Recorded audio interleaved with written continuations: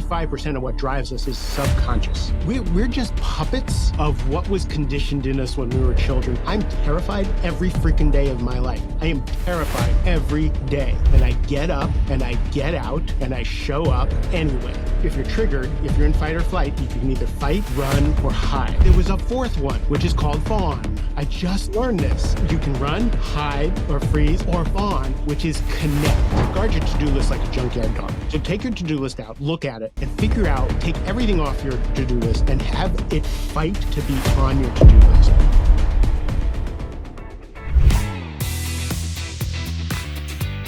Hey everyone, welcome to Flow Over Fear. It's great to have you here today because I have a great guest who has an amazing story of overcoming significant challenge and achieving his best life. My guest today is Mark J. Silverman. And when he was 27 years old, he was homeless. And a decade later, he became a millionaire after generating over $90 million in sales for some of the fastest growing startups in the world. And today, he is an executive coach helping CEOs, senior executives, and high achievers leverage their resources and team for greater impact. He is also the host of the Rising Leader podcast, which is available on all the podcast platforms. Mark is the author of the best-selling book, Only Tens 2.0, Confront Your To-Do List, Transform Your Life, which has sold over 75,000 copies. And his new book, The Rising Leader Handbook, Turning High Achievers into Effective Leaders, is coming out as we speak. So, Mark, thank you so much for joining us. It's an exciting resume. I'm excited to dig in with you. I'm just so thrilled to be here, going through all the guests that you have and the conversations you have. This is exactly the life I've lived. You know, you and I have lived parallel universes. That's right. Yeah, we both kind of come from that background. I mean, fortunately I was never homeless, but we all have like kind of our backstories that shape us. And one thing that I get from a lot of the guests, and I'm pretty confident I'll get this from you too, is that from those significant challenges, we experience this tremendous growth, or this platform for growth that we can either choose to lean into that victim mentality of just like, I'm a victim of my circumstances and nothing will change, or I could pull myself by my bootstraps, make the changes I need to make, and do what I need to do. Which side of the coin are you on that? I'm sure I can answer that for you, but I'd love to hear from you. It depends on the time of day. There are days when I can walk around being a whiny little victim, and and I'm a leadership coach. So there are hopefully more moments where I am the owner of my own experience, the creator of my life. But it depends on which part of the day and what's happened. And I think a good whiny little rant to a person who you trust is very, very useful to get it out so that you can get to that creator of your experience part. So I run the gamut all day, every day. Yeah, that's a great point. I mean, as far as getting it out of your head, at least if it's sitting in your head, it rattles around and stays there forever. But if you get it out of your head, trust either with a trusted confidant or on a piece of paper, I think that's a great idea. And so I want to kind of get into your backstory because it's intriguing and I think a lot of people can resonate with some of what you've gone through. So can you kind of share where you came from, how you grew up, and what got you to living in a truck at the age of 27? Really, really good choices. Always, right? Good choices in business acumen were my two tools to get to live in my truck. No, it was basically, I grew up a kind of an asthmatic kid and short and just not one of the popular dynamic humans on the planet. And the way I got popular was stealing drugs from my brother and selling them.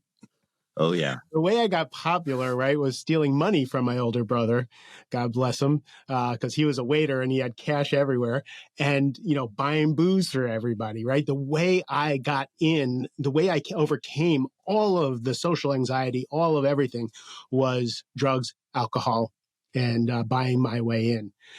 And that turned into, rather than just a high school thing, when I went to college, It was a choice. I couldn't, I was always envious of people who could party in college and actually get a degree. It took me, 2 months to completely flunk out of college and wind up being a bartender. Uh, and bartending, for me was pretty glamorous. I started working in the coat check, making $100 a night with all I could drink. Like that was so much more fun than college. So I had no grounding in what creating a life. You're going to be alive at 25, 35, 45, and you're going to have to do things to get there. None of that ever occurred to me. And I found out later in my late 40s when we were testing my son for ADD that I had ADD, but I had the part of my brain that has executive function doesn't light up. And when the psychiatrist told me that, he says, that's dormant in you. So basically, I'm a sociopath or a psychopath or something, right? So I really never had any executive function to create a life. So that led to bartending and partying, and I had a great time until I didn't. Yeah. And so I wound up, just maxing out all my credit cards, getting thrown out of where I was living several times and living in my truck. And my brother lived in Washington, D.C. Called him up to borrow some money. And there was no Venmo back then. There was no internet. It was 1989. So getting money from someone was really hard when you're living in a truck.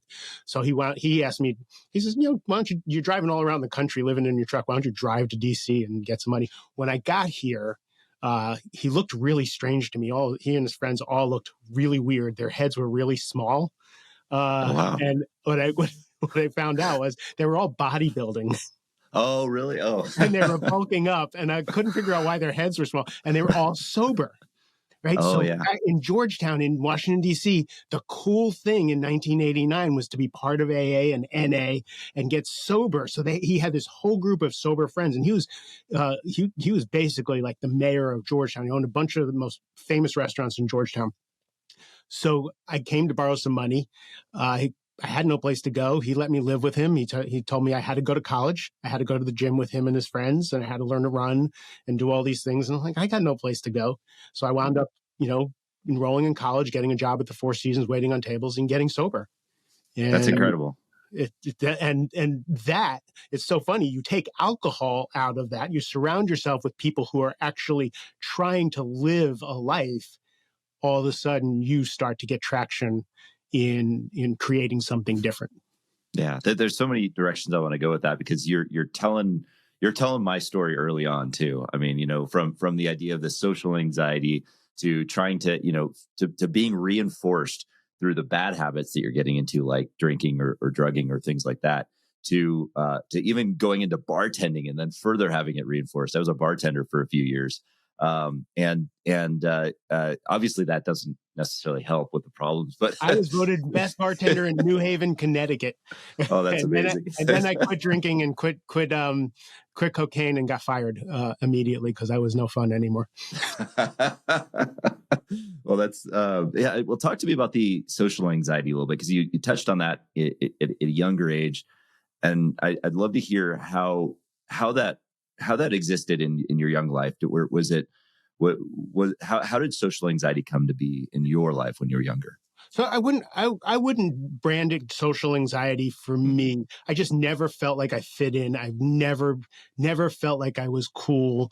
I got ostracized in my neighborhood when I'm realizing that a lot, you do trauma work when you start to go in your 40s and 50s and you actually want to grow. You start doing, and you realize all those things that happen in your childhood shape how you see things. And I got violently ostracized from my neighborhood when I was a kid. So I was always distrustful of any groups of people, because at any moment the shoe could drop. So I just never felt comfortable around people. And to this day, the day I quit drinking, I realized I was an introvert. To this day, as confident as I am in who I am, as grounded as I am in spirituality and the work that I've done, I still don't like groups of people. I'm not a group of people kind of person. I love being on stage. I love, leading a workshop, and then I like to leave.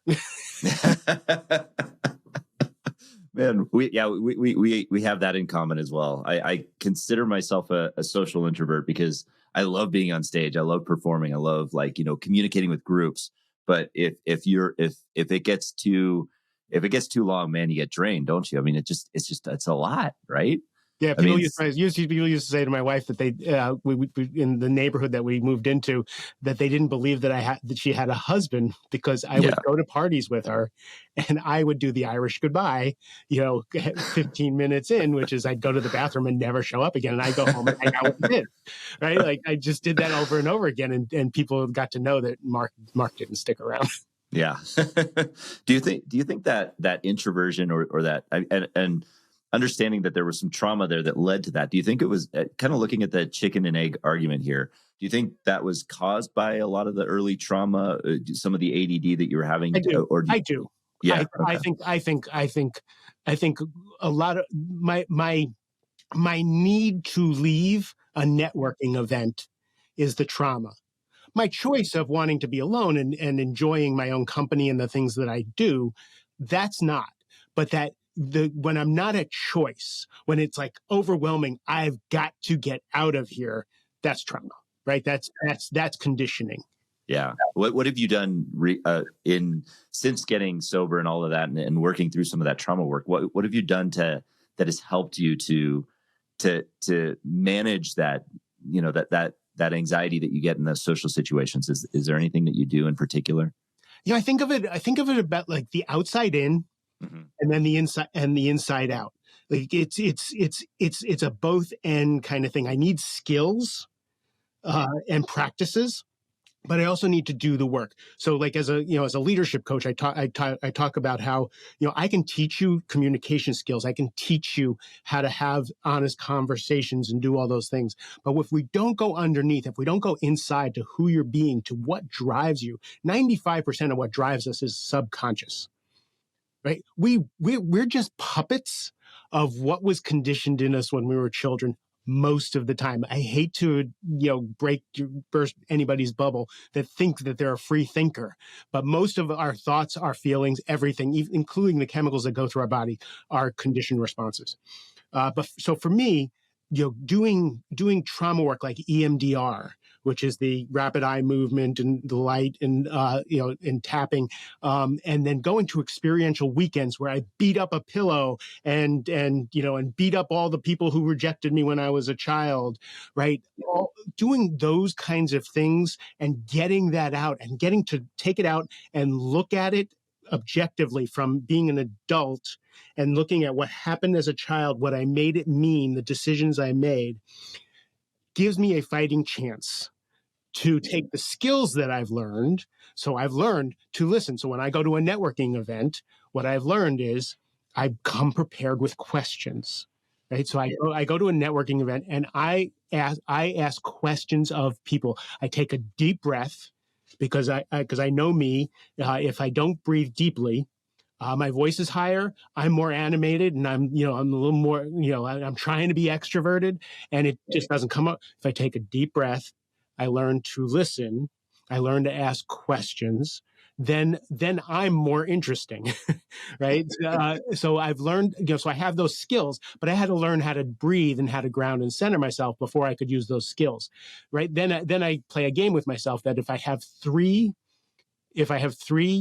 meaningful conversations at a networking event, I can leave. Set rules for yourself. I love Right. that. So like, because there's the little kid in me that I don't want to dishonor the little kid in me that wants to get out of there. I'm like, look, dude, look, we need to go to this thing, right? There's some people we want to talk to. We do three good conversations and we get out of here. And it works. It helps so much because we were joking how we don't like groups of people, and I'm not a people person. I'm a person, right? So one on one, I'll talk to you in the corner for hours about what makes you tick, what your problems are. Like, let me be valuable to you, right? And that's what those are the skills that I've learned. I love that, and I like that. I love that idea of not suppressing your inner child that is that wants to leave, but kind of working with him and saying, hey, we're just gonna, I understand, you don't want to be here. We want to leave, but we're just going to speak to three people. I love that rule because, for someone like me, I can totally understand where you're coming from on that. Being an introvert, wanting to get out of there, not wanting to make the calls or not wanting to do that. And just that, man, that 800-pound phone or that brick wall that's in front of you and the other people at the party. That's hard to get over when you have that issue. It was funny because you can teach a salesperson you need to make 25 phone calls a day, right? And some people will be able to make the phone calls. Like for me, I couldn't pick up the phone. I couldn't do it. Now you would think, oh, he's just being weak. Instead of understanding that I had a childhood belief that the world will reject me and that isn't rational, right? So I forced myself and I became a very successful sales guy figuring out my own superpowers. But that it wasn't until later in life when I went, oh, of course I wouldn't want to pick up the phone. Every time I pick up the phone, my life was over, according to that little kid. Yeah. Well, yeah. Talk to us about that story too, because that's interesting because coming from this background of trauma and then alcoholism, addiction, to living with your brother and actually getting sober and joining the sober community. But you went on to, become a very high powered salesperson, selling $90 million in sales in the tech. And how did that transition happen for somebody who's an introvert who was afraid to pick up the phone? Talk to us about that. It was really interesting. So a few years into my sales career, I was part of a men's group and I was the most successful guy in the group, which irony of ironies. And they asked me to speak on why I was so successful. And the only thing I had for them was, look, I'm terrified every freaking day of my life. I am terrified every day. And I get up and I get out and I show up anyway. I cannot tell you how many presentations I did sweating bullets. I'm a sweater. I can't hide the fact that I'm nervous. So I would go on these appointments, and if my engineer, I usually went with an engineer who would do the presentation for me, and if they didn't show up, I would stutter my way through, and I just showed up every day. When I got my first sales job, it was my opportunity to change my life. When I asked my wife to marry me, I said, I may never be more than anything other than a waiter. It just may never happen. Are you okay with that? And she was okay with that. But when I got this opportunity for a job, I went for the first job interview. I went for a copy salesman. Like I wanted to get out of the restaurant business. So I went and I came back and the sales manager said, Silverman, you're a nice guy. Don't ever be a salesman. You just don't have what it takes. And when I had my Lexus, I came back a few years later. I said, I'm a millionaire. Thank you very much for motivating me.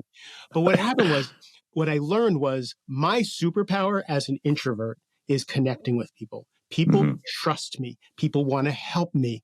And I honored that trust. When I crack that code of, oh, if I connect with people, if I serve them, and I didn't even know the word service then, but if I provided value to them, then once I'm in relationship, because again, I just learned this.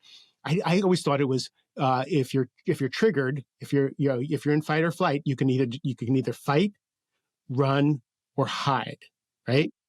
I didn't know there was a fourth one, which is called fawn. I just learned this. You can run, hide, right, or freeze, or fawn, which is connect.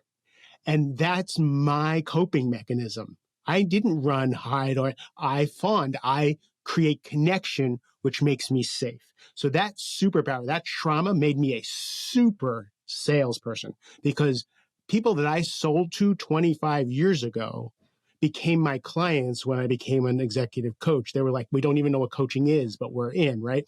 They're friends of mine. They've been on the CEOs have been on my podcast when I was a scared salesman back then because I learned how to connect with people. And that's how I became super successful as a salesperson.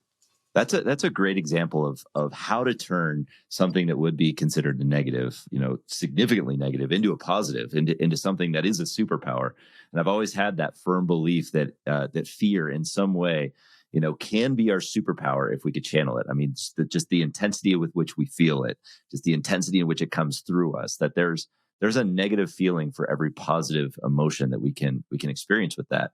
And that's the first time I've heard the fawn idea too, the connection idea too. And so it sounds like that's a healthy coping mechanism. Was it healthy for you to No, do that? it wasn't healthy because I lost myself in people for years. Ah, I was all things to all people all the mm, time, right? The okay. professional people pleaser. Everybody loved Mark because Mark was that guy, right? To the point where it destroyed my marriage, it destroyed my career, it destroyed my health, it destroyed everything. Stone cold sober. I lost everything because my only identity was that fawning with everybody that I met. Now, decades later, 61 years old, it's still a trap for me, but I see it. Right. I wrote a whole book. I thought I wrote a business book called Only Tens. It's a book about how not to be a people pleaser. It just happens to work with difficult conversations at work and holding people accountable and all that stuff. But I learned how to set boundaries. I learned how to saying no was again like death because you're going to reject me. Right. My mother would reject me if I said no. So that's all ingrained. And now I have enough autonomy. I've done enough work. I've done enough practice. I've taught this for so many years that I can use the superpower for my good. Yeah. No, was that something where when you started teaching it, that's where you started learning it?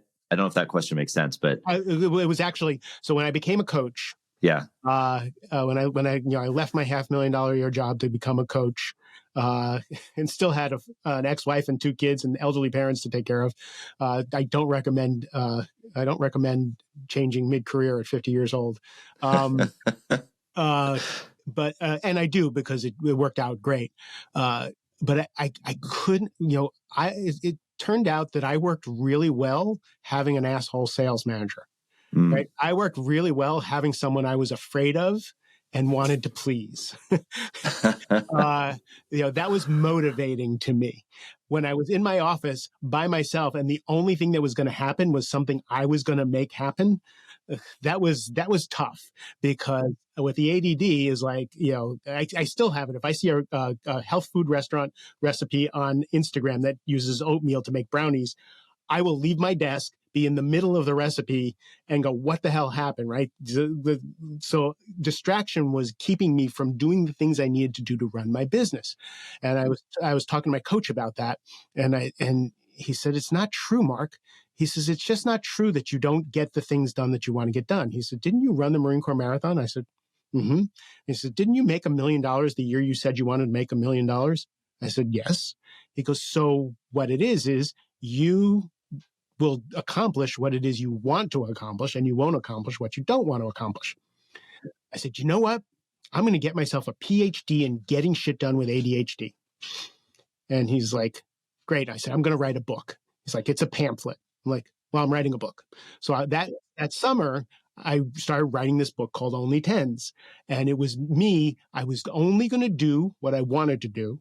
And I wasn't going to do what I didn't want to do. Derek Sivers, hell yes, hell no.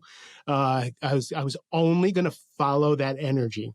And again, paying a bill, I started to see, I don't want to pay a bill. I just don't want the late charge. So I want to pay the bill. So I started seeing underneath why I did things and why I didn't do things and what was my motivator. And I wrote this book, and we put it out in September 2015, and it sold 1,500 copies the first day.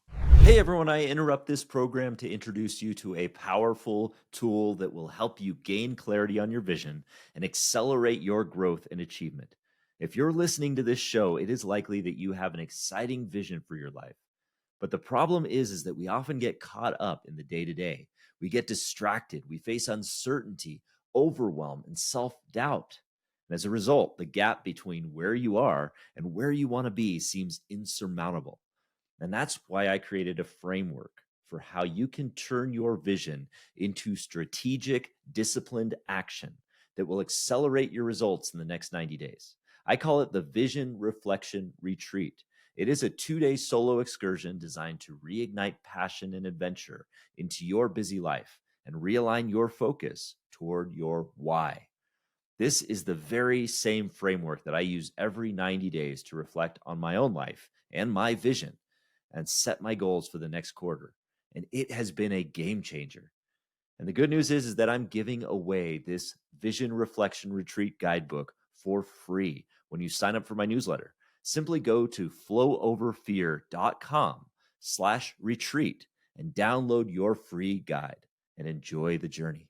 That's incredible. And my ex-wife is like, you don't have that many friends. I'm like, I know. And it sold another 1,000 the next day and the next day. And we're like, what's going on here? And it turns out that these things are universal. So like I say, you don't have a time management problem. You have an honesty problem, right? You don't know how to say no to the things you don't want to do or are not on your agenda. And you don't know how to say yes to the things because fear keeps you from doing those things, right? So that was my foray into learning this for myself. Was if I'm an entrepreneur and people depend on me, how am I going to get myself to focus on my business? Yeah. Well, let's talk about only tens because I love this concept, and I especially love it from somebody with your background who's experienced the ADHD, the problem with, or the issue with, getting distracted too easily. I personally have a problem with creating lists of, lots of to-dos, and I'll think of something. I'm like, this got to go to my to-do list. And now I have 4 pages of to-dos that I will never get to because they're just there. Shit. They're the things that should have been done yesterday list that you're never going to get to. And that's the thing I talk about with people. I'm like, you are so full of shit. You are not going to do these things, and you don't have to do these things. You just think they're a good idea, or you want to please someone, or you feel responsible because it's on your list. But you got to get honest with yourself. And I can get someone's list from 4 pages to 5 items in 10 minutes. Yeah, I love that. And that's why I kind of want to go through this is what are some of, and I don't want to give the book away. Everybody should buy that book. They can get the book for free on my website. That's fantastic. I give the book away on my website. Oh, that's great. Well, yeah. So go to Mark's website and pick that up. We'll give the link in the show notes but I think it's markjsilverman.com. Is that correct? Mm-hmm. Yep. Yeah, it's a big button that says resources. And by the way, if you don't want to read the book, which most of my clients won't read my book, they ask me to make little 5-minute videos. There's also little 5-minute videos so that you can do the entire book with just watching a few videos. That's great. I mean, and that's so true to the concept of trying to remove that distraction or what have you. But yeah, so what if you could narrow it down into just a few items of what people should be doing in order to kind of remove that distraction from their own life if they're feeling distracted? What are some suggestions that you would have, like right off the bat? Is to guard your to-do list like a junkyard dog. Like to take your to-do list out, look at it, and figure out, take everything off your to-do list and have it fight to be on your to-do list. And you'll see that you're putting things on your to-do list because there's a should. You're putting things on your to-do list because, so only tens is a 10 has to be done today, and has to be done today by me. Or the world's going to freaking end. Because the truth is nothing has to be done. Well, Mark, I need to feed my kids. No, you don't. You don't need to feed your kids. Well, they're starved to death. Oh, so you don't want your kids to starve to death. So you want to feed your kids. Oh, yeah. Right. So we start to get rid of that victim mentality of we have to pay the bills. You don't have to do anything. You do not have to do a thing. You want to stay alive? You eat. Right. So you start looking at those things that are on your list, and why did they get on the list in the first place? Oh, someone asked me to bake cupcakes for the PTA. And I said, yes, because I wanted to be liked. Okay. Do you want to be liked more than you want to get this thing done for work that you said you were going to get done? Like, you have to start making choices. And it's really hard if you're wired to be a people pleaser, or if you're wired to be an achiever. Like I know people who get their self-esteem from knocking shit off their list, right? I got everything done on my list every day. Great. Did you get the things done that were really important to you? what's not on the list that belongs on the list while you were being so productive. Steve Chandler, great author and godfather of coaching, he says, busyness equals laziness, right? You're busy because you haven't taken the time to figure out what's important, what you really want to accomplish, how you want to spend your time. Yeah. Oh, that's such a good point. And I'm really connecting with that. And I love that. And I think that you'll get a lot of traction with people here on that topic, because so many of us struggle with that to-do list of thinking that, oh man, I'm running a podcast, I'm running a business, and I want to help people and serve people in all this way. So yeah, that list can be, we're just overwhelmed with options of what we can do. So yeah, that to-do list can be super long. So I've always found, and I don't know if you found this to be true, but we spend, a lot of the first part of our life when we're trying to build credibility, having to say yes to a lot of things to get to that point of like, I want to make sure I'm getting the attention. I want to make sure that I'm getting, that I'm serving in the right way so that I can, expand my career. But there seems to be a tipping point where we have to start saying no to a lot of things. Otherwise we get overwhelmed. Have you found that? And at what point does that happen? Or is it just something we have to be aware of? I read a story about Warren Buffett. And Warren Buffett was being, he has a plane and he's been flying around with his pilot, and it was towards the end of the year. And while they had time in the air, he asked his pilot, he says, write down 25 things you want to do next year. They're important to you. So the pilot writes down 25 things. And he says, I tell this story all the time. Now I forgot the whole point of the story. And he said, so what are the 5 most important things? And he figures out what those things are. He says, okay, now cross out the other 20, right? And those are your never touch, right? You're committed to never touching those things until those 5 things that are important are done, right? So focusing on what's real and what's important is the most important thing. And that's why it only tends for me. Like I woke up this morning and, yesterday was a full day, and today I have 2 podcast interviews. I have no clients for some reason today. It was just completely open, and I woke up a little late. I always get up at 5:15, and I woke up a little late, and then my workout and everything. And I come upstairs and I go, "Oh my God, I'm running late," and I'm so behind. I'm already behind. That was my first thing. And I was like, "Oh." I actually have nothing that has to be done. I have things that can be done, but there's nothing pressing except do a little research to be on Adam's podcast and sound somewhat intelligent about what he's doing. So instead, I made some protein chocolate chip protein balls. Mm-hmm. Took a shower and got here. Right. Oh, I love that. That's I think that concept of removing distraction and by looking at your to-do list is such an important one. So I appreciate that. And I kind of want to get into the end of your career where you were doing sales, where you were really highly successful in that. You said you had an asshole boss that maybe contributed to this, but what led to the decision to make the jump to coaching? And can you kind of share that story? Sure. So Steve Chandler, that coach that I was talking about, he was my first coach, and I had the most coveted sales position in all of tech. Like I got the job in the new startup. Like I've been in several, like 4 times I've been in the fastest growing company in Silicon Valley history. I was able to say that in my presentation, right? And I was in the next one, and I talked my way into that job. And I had taken coaching courses as someone had suggested coaching, and my ex-wife said my ex-wife is the one who pushed me into coaching, even though she depended on me. She's like, this is what you were born to do. So I'm so appreciative of her. So I'm doing all and I told Steve, I said, dude, I said, he said, when are you going to become a full-time coach? I said, when I have $2 million in cash in the bank. And I said, I have responsibilities. I have, an ex-wife, 2 children. They live in $1 million house. I want her to stay home until the kids graduate high school. I have my elderly parents who are both infirmed. I have to take care of them, all that stuff. And plus I kind of have a Hugo Boss habit. Yeah. So, and he just ripped me, he just ripped into me of why would you stay at a job that you hate? And my boss didn't like me at the time.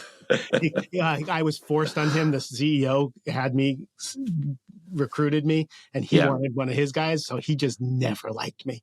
So I just didn't, I hated the job, and I was done. I wanted to coach. Right. So I just, since I can't do 2 things at once like that, I just quit the job. What's really, really funny is every time you quit a job in tech, you get walked out the door immediately. You give your 2 weeks notice and you get walked out immediately. I have never been walked out the door.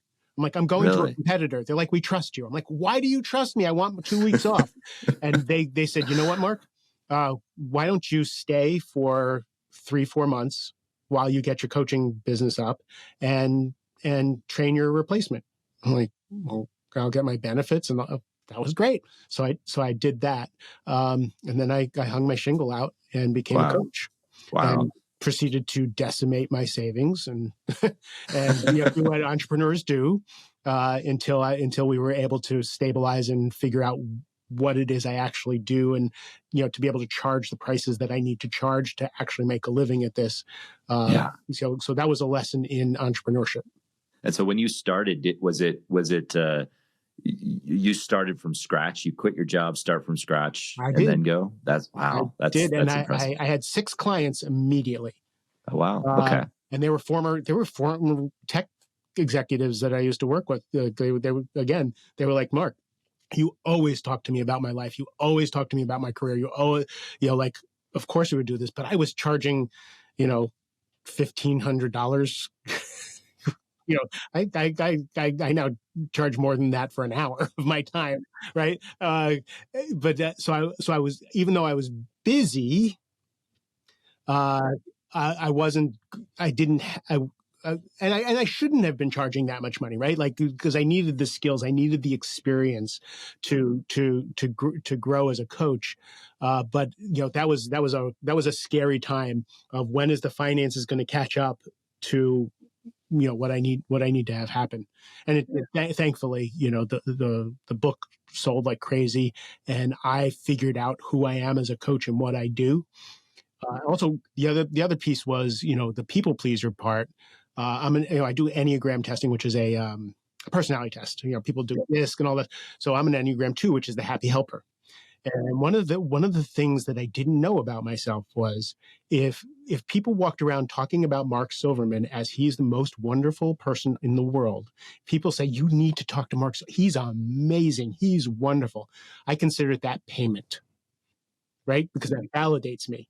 And when I realized when I was Enneagram 2 that I am transactional, I will do anything for you as long as you tell me I'm wonderful, I was like, oh, I need to get paid for my services.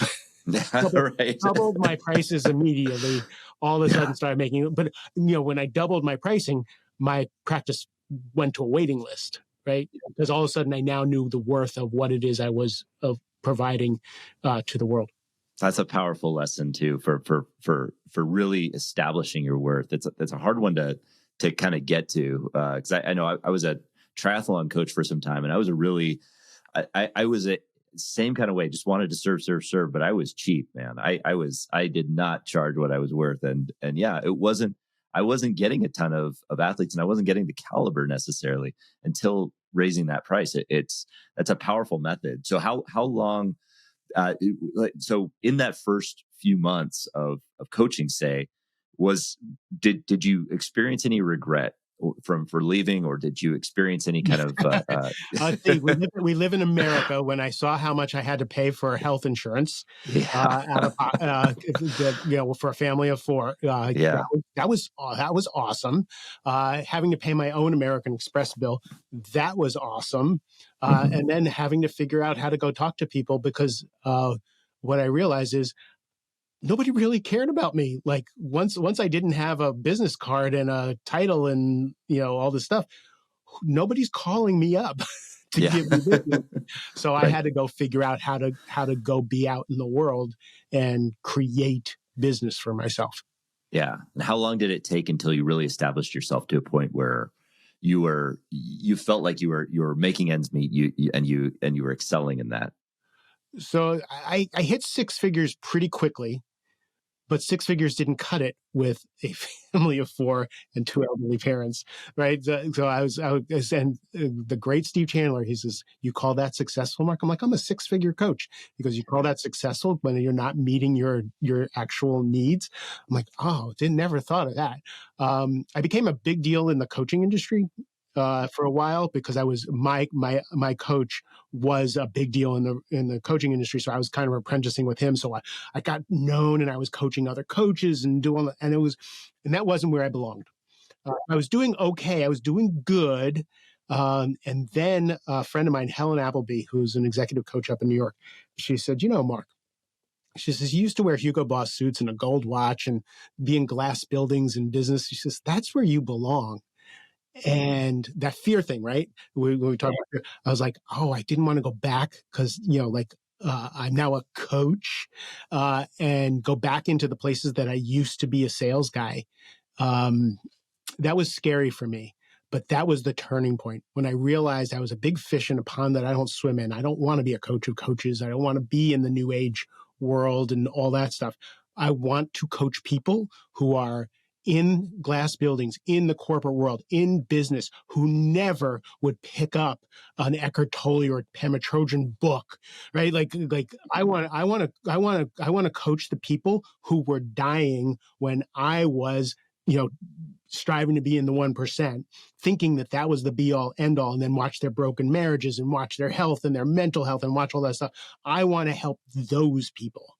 And when I figured that out, that was when my career started taking off. And then my career went to the next level when a couple of years ago, when someone said to me, you want to move to group programs, what do you want to do? And we thought about only tens and mastering overwhelm and all these things.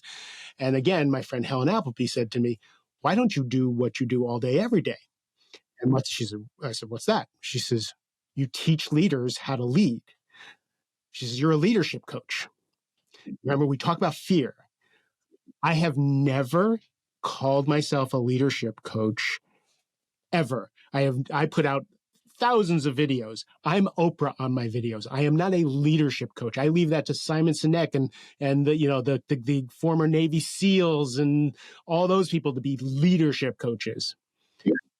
But it's what I do all day, every day. I coach some of the most powerful people on the planet and hold them to account and make them, into the people that they need to be to grow their companies, to be the best husbands and fathers and mothers and spouses, right? Like I do that all day, every day. And that's when the fear, again, being scared and doing it anyway, the imposter syndrome of me saying I'm a leadership coach. And that's how I make all my money, right? People pay me tons of money to teach them leadership, but I was terrified to go on LinkedIn and say, here's a leadership skill I'd like to teach you. And it took a year for me to actually do that. But when I realized that I coach fast rising high achievers and I teach them these leadership skills, I have a waiting list of people. I have people who will not let their coaching lapse. Like I keep thinking they're not going to renew. Like I am so blessed that I am right in the pocket of who I am, what I do all day, every day, that keeping the business full is effortless for me. That's great. And I mean, you could hear the passion around that and hear like where you want to take these people. It's lighting me up. And you were talking about, the whole premise of this conversation is fear and flow, right? Flow over fear. But I had to get through that fear of actually putting my hat in the ring with people who seem like they look like the poster child for what it is I do. I have a client who gave me so much confidence. He's a 6'4" 300-pound former rugby player, gruff guy, anger issues, right? And I was asked to coach him to help him become a better team member with all the other people. And he told his CEO after our first round of 6 months, He said, that little 5'7", 5'7" pipsqueak is the only person I'll listen to. Oh, right. man. And that hearing those words told me, what I bring to the table is worth leaning into this fear. So I joke that I don't know that I'm alive unless I'm just a little bit scared and a little bit over my skis. Right. I live at that edge of where it's just a little too much for me and the plane is shaking a little bit. Yeah. So I'm hearing there that, like, there's a common theme throughout this episode as far as fear is concerned. And it's that it's that the fear is not necessarily going away. It's there, but you're going through it anyway. You're pushing through it anyway, even though it's there, and you're growing from it. And I mean, you've seen this massive growth in every avenue that you've been in, from getting sober to building a $90 million sales empire to growing your coaching business. And what is the and I know there's never really an end result to coaching. There's continuous growth. But for your clients, what does success look like for them? What are you looking to achieve with your clients? Well, we actually define that at the beginning of an engagement, and every time we renew, I don't renew until we define what it is we want to accomplish. But for me, again, I actually don't care how much money people make. I don't care how successful they are. I just don't care. I've seen too many miserable, successful people. I went out to dinner. I coach 2 executives at one company, and they asked me to go out to dinner with their wives when I was in their city. So I flew there, and I go out to dinner in this swanky restaurant. It was just lovely. And the wives start telling me, we love what you do for our husbands at the office, what you did with them and the growth that they have as leaders and all that stuff. But we want to tell you what you did for them as husbands, as fathers, what you did for our relationship. And I'm getting choked up now. I was bawling at the table, right? When a client tells me, I just went to the doctor and I've had high blood pressure all my life, and he just took me off of blood pressure medicine because I just don't have high blood pressure anymore. That's a win, right? When a CEO tells me that this person isn't chewing somebody's head off anymore, they're all of a sudden they're pleasant. That's I want people to enjoy life. I want people to enjoy success. I want people to be connected. That's my passion. I just use leadership as a tool. Yeah, that's amazing. I love that. And you are writing you've written a new book that's being released now. Yeah, it's written and it's ready for release. I mean, your first book sold 75,000 copies. It went ballistic and was a bestseller. This one, I can only imagine, is stepping up from that. The Rising Leader Handbook. And so you share a lot of the advice that you give, the things that you've learned from leadership, from coaching leaders to help rising leaders to embrace, their future selves. Is that, can you talk a little bit about that and what's the book about? Sure. So the Rising Leader Handbook is focused on leadership from 4 different perspectives. So again, when we codified how it is I coach my people, the first thing I generally do is teach them to lead up. I teach them to be trusted advisors. How do you speak truth to power? How do you set your ego aside to be supportive? How do you understand the pressure the CEO's under? Then leading across, how do you lead on a group of other powerful leaders who have agendas and ambitions just like you? So you have to cooperate, but you're also competing for attention, and right. So that co-opetition on leading across. Then there's leading your team, which is how do you create success through others, and how do you create success through others so that the team is thriving, right, and the company's thriving. But all of that is a ruse. Get them to learn to lead themselves, to leading you, right? Because if I can get them to lead themselves, if I can get them to plant themselves and ground themselves into something bigger than them, then they can talk to the CEO. Then they can be confident on a group of people, with a group of people, right? Then they can go home and have an absolutely full life. I joke, I joke with my clients. I'm 61 years old, and most of my clients are like in their 30s and 40s. And like, if I'm in better shape than you, we cannot coach together. Right? Like it is not okay for me to be in better shape than you at 61 years old. Because again, I can't teach you to be grounded and centered at work in a stressful situation if you have not been to the gym. Right? If you're drinking Diet Cokes for breakfast and you're not getting sleep, you are not going to be at your best when there's a crisis at work. You're just not going to be. Right. So we got to coach the entire person. And that's what the whole Rising Leader Handbook is about, is how do you use the conversation, the difficult conversations you need to have, the interactions you have to become the best version of you. So it's basically it's an Iron Man at work. Yeah, I love that idea, because I didn't realize this until I got into the role of CEO of my company, that if exactly what you're saying, if I'm not in the best health that I can be, or the best mental space, or at home, and I'm working on everything around, and I'm working on the whole person, I can't be effective for the team that I have. That's such a powerful message.